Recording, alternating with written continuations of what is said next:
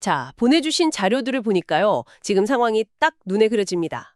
큰맘 먹고 엔비디아 들어갔는데, 하필이면 여기가 꼭대기인가 싶어서 밤에 잠 설치는 바로 그 상황. 맞으시죠? 네, 맞습니다. 오늘 이 자료들 보면서 이 불안감을 확 잠재워줄 안전벨트, 그러니까 해지라는 것에 대해 제대로 한번 파헤쳐 보겠습니다.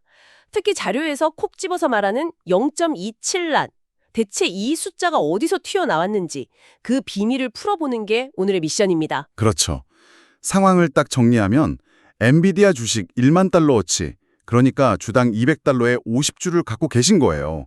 근데 이게 떨어질까 봐 걱정되는 거죠. 네, 보통 이럴 때 선택지가 두 개잖아요. 에라 모르겠다 하고 그냥 팔아버리거나 아니면 제발 올라라 기도하면서 불안에 떠는 거. 그렇죠. 둘 중 하나죠. 그런데 보내주신 자료들은 제3의 길, 바로 해지를 제안하고 있습니다. 이걸 이해하는 것부터 시작해보죠. 네, 자료에서 이걸 안전벨트나 자전거 헬멧에 비유하던데 솔직히 저는 이게 처음엔 좀 와닿지가 않았어요. 아, 왜요? 안전벨트는 뭐 내가 원치 않아도 무조건 매야 하는 거잖아요. 근데 해지는 내가 선택하는 거고 심지어 내 수익을 깎아먹을 수도 있는 건데 이게 정말 딱 맞는 비유일까요? 와, 그 질문이 바로 해지의 핵심이 정확히 꿰뚫은 지적입니다. 맞아요. 맑은 날 고속도로 쌩쌩 달릴 때는 안전벨트가 좀 거추장스럽잖아요. 그렇죠. 좀 답답하죠. 마찬가지로 계속 오르기만 하는 상승장에서는 해지가 내 수익을 갉아먹는 비용처럼 느껴져서 속이 쓰립니다. 하지만 우리가 안전벨트를 매는 이유는 딱 하나, 만약의 경우 때문이잖아요. 그렇죠. 사고 났을 때 해지도 똑같습니다. 만약에 폭락으로부터 내 자산, 그리고 어쩌면 그보다 더 중요한 내 평정심, 이걸 지키기 위해 기꺼이 지불하는 비용, 일종의 보험료 개념으로 접근해야 정확합니다. 아하, 보험료라고 생각하니까 갑자기 이해가 확 되네요. 사고 안 나면 보험료는 그냥 날아가는 돈이지만 사고가 났을 땐 그 돈이 나를 구해주는 거니까요. 바로 그거죠. 그럼 엔비디아를 위한 보험으로 왜 하필 나스닥 100, 즉 NAS 100 지수를 선택한 걸까요? 자료에선 둘이 아주 친한 친구라고 하던데요. 여기서 이제 상관관계라는 개념이 등장합니다. 상관관계요? 네, 어렵게 생각하실 거 없고요. 그냥 두 대상이 얼마나 비슷하게 움직이는지를 나타내는 숫자다. 이렇게 보시면 돼요.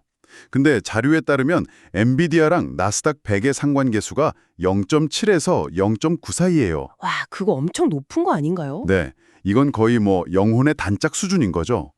나스닥 100이 웃으면 엔비디아도 따라웃고 나스닥 100이 울면 엔비디아도 따라올 확률이 아주 높다는 뜻입니다. 그렇군요. 거의 같이 움직이니까 내가 가진 엔비디아 주식, 그러니까 이건 매수 포지션이잖아요.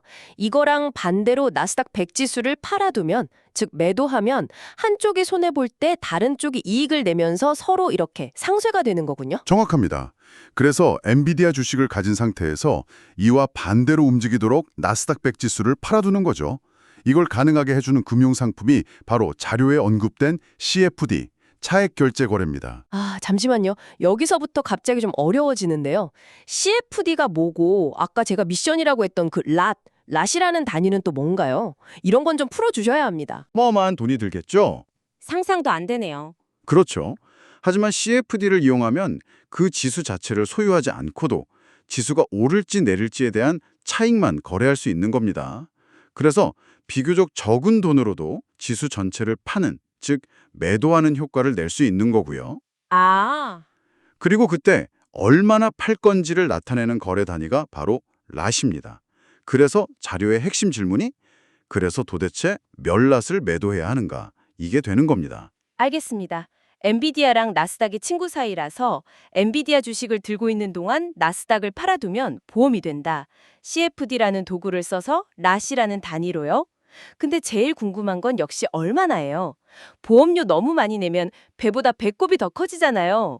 자료에서 콕 집어서 0.27랏이라는 숫자를 제시하는데 0.5도 아니고 1.0도 아니고 왜 하필 이렇게 애매한 숫자일까요?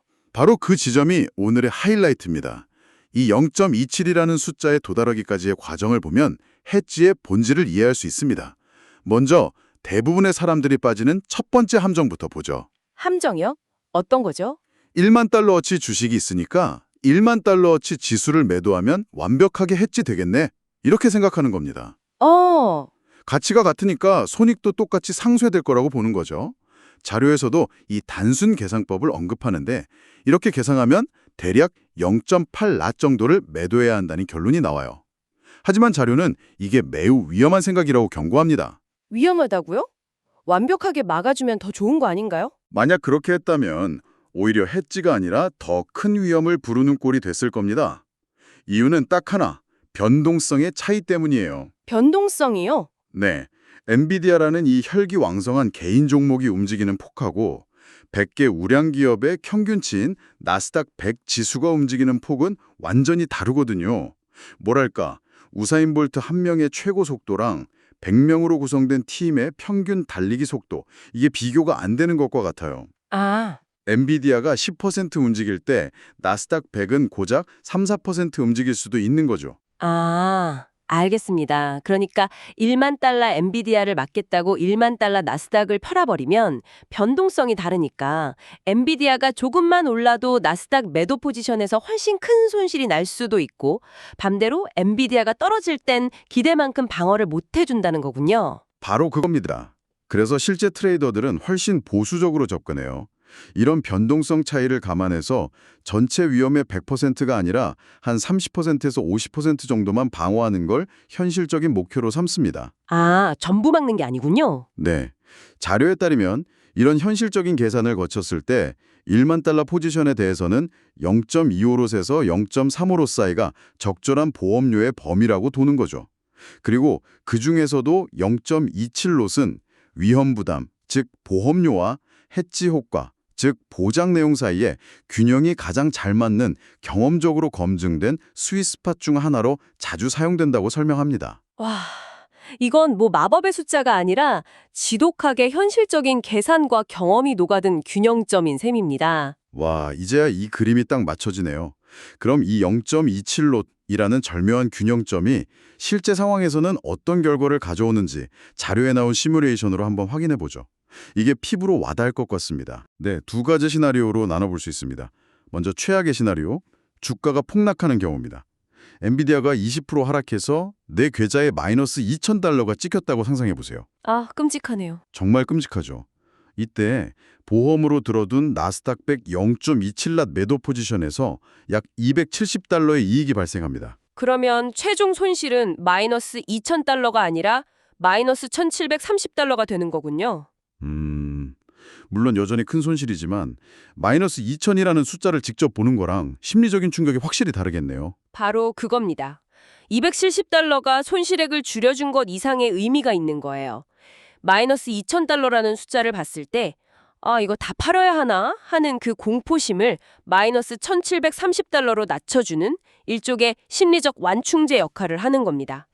반대로 주가가 20% 급등해서 플러스 2,000달러 수익이 난 행복한 시나리오도 있겠죠. 이때는 나스닥 매도 포지션에서 약 270달러의 손실이 발생합니다. 그래서 최종 수익은 플러스 2,000달러가 아니라 플러스 1,730달러가 되는 거군요. 와, 이거 정말 양날의 검이네요. 최고의 순간에 기쁨을 조금 덜어가는 대신 최악의 순간에 고통을 결정적으로 줄여주는 거군요. 보험의 원리랑 정말 똑같습니다. 맞습니다. 그리고 이 원리를 잘못 이해하면 얼마나 위험한지도 자료의 사례들이 잘 보여줘요. 자료에 나온 실패 사례가 정말 교과서적이에요. 어떤 사례였죠? 어떤 트레이더가 엔비디아를 사면서 나스닥도 같이 샀어요. 네, 같이요? 네, 친한 친구니까 같이 오르겠지 이런 단순한 생각이었겠죠. 이건 불이 났는데 기름을 붓는 격입니다. 해지가 아니라 그냥 방향성 몰빵이죠. 당연히 시장이 무너지니까 손실이 2배가 됐고요. 생각만 해도 끔찍하네요. 성공 사례는 어떤가요? 성공한 트레이더는 우리가 지금까지 이야기한 원칙을 정확히 지켰습니다. 엔비디아 주식을 매수한 상태에서 나스닥 100을 0.27낫 매도했죠. 시장이 급락했을 때 이분도 물론 손실을 봤습니다. 하지만 해지 덕분에 그 충격이 훨씬 덜했고 그 덕분에 밤에 잠을 잘 수 있었다고 해요. 그게 크죠? 네, 공포에 질려서 새벽 3시에 일어나 모든 걸 던져버리는 최악의 실수를 막아준 거죠. 결국 시장이 안정된 후에 해지 포지션만 조용히 정리하고 엔비디아는 계속 보유해서 나중에 큰 수익을 낼 수 있었습니다. 오늘 보내주신 자료들을 통해 엔비디아 고점 매수의 불안감을 다스리는 해지 전략을 정말 깊이 있게 다뤄봤네요. 핵심은 해지가 단순히 손실액을 줄여주는 기술이 아니라 극심한 공포 상황에서 이성적인 판단을 내릴 수 있도록 도와주는 심리적 안전장치라는 거군요. 네, 맞습니다.